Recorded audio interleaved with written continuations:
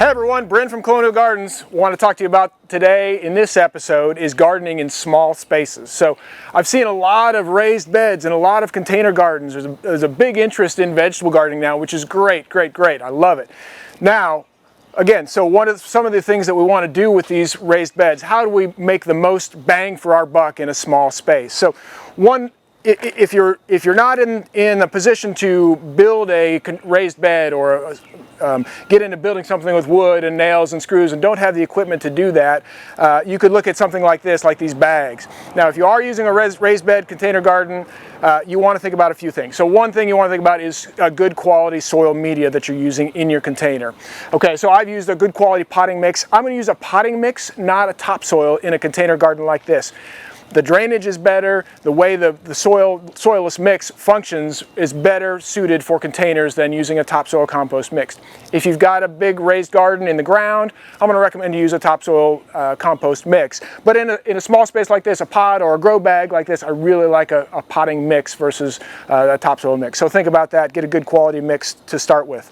Okay, then the next thing you want to think about is, what do I plant? Okay, so early in the spring, we think about cool season crops, spinach, lettuce, broccoli, those kinds of things. Those are cool season crops. Those like to have the cool weather. When we get warm weather here in Missouri, when it heats up into the 90s and hundreds, those crops don't like it. They go right to seed and they're not productive. Those, in the summertime, we switch to the summer crops. Think about tomato and eggplant and cucumber and some of those things.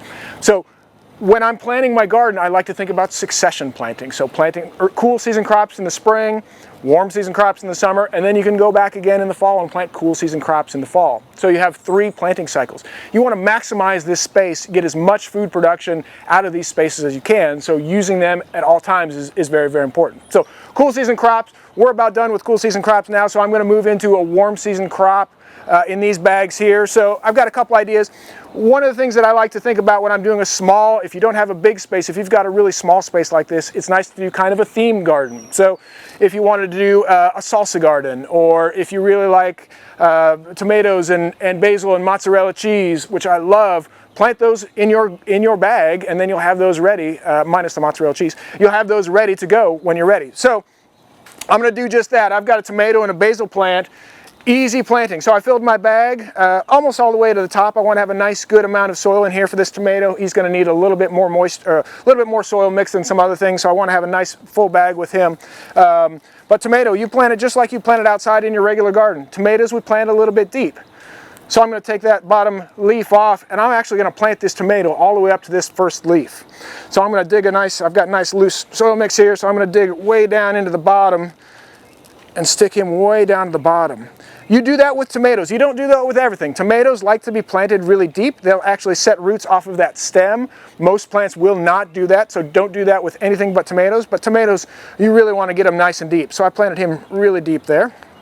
Eventually you're going to want to take this bottom, it's touching the soil. Eventually I'm going to take that bottom leaf off as well. I'm going to leave it be for now and let it get established and then start growing actively, and then I'll go ahead and remove that one.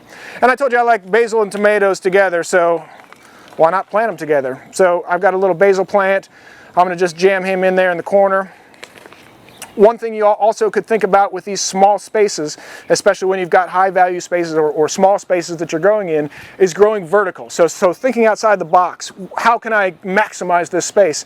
And the space above that garden is free space. So obviously with a tomato, you could take a trellis and run it up. If you did a cucumber in here, or something like this squash plant over here, I've got zucchini planted in a bag here. It doesn't need, all it needs is the root zone to have the soil and the moisture, but it's going to ramble all over the ground, and it can run into the driveway or into the backyard or onto the patio. That's fine. It's got plenty of space in these bags for those roots to really power that plant. So I like using the space outside the bag just as much as I like using the space inside the bag. So I've got my tomato and basil. I think that's a great combination right there. Put a trellis on here and a cage on there, and that'd be ready to go.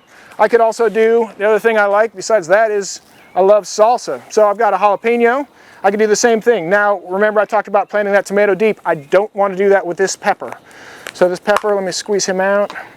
This pepper I'm going to plant right at the same level as he's already in that pot that you bought him in. Or if you're growing him at home, even better. So I'm just going to drop him right in there, put him right in the middle. It goes good with salsa, cilantro. Herbs work really well in these bags. So Jalapenos and cilantro work perfectly together, so I'll drop a cilantro plant in here as well.